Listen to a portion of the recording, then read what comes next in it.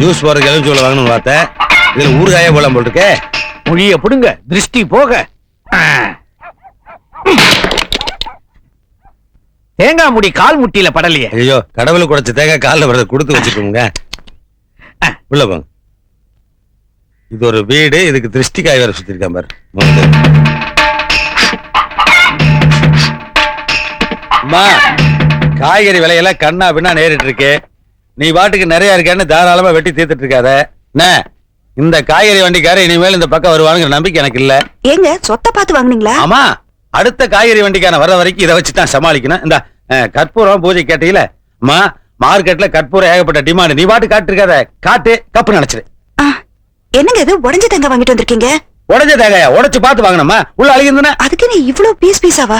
அதுக்கு நான் என்ன பண்றது? உடைக்கிறவன் நம்ம இஷ்டத்துக்கு உடைப்பானா? நீ என்ன வக்கீல் மேல கேள்வி மேல கேள்வி கேட்கல. அப்பா, பேங்க் போனோம், பஸ் காசு கொடுங்க. ஐயோ, பஸ் வேகமா போதோ இல்லையோ, டிக்கெட் விலை வேகமா ஏறிட்டு இருக்கு. மகனே, நீ ஏன் நெருக்கி அடிச்சு கூட்டத்துல போகணும்? டூ வீலர்ல போ. டூ வீலரா?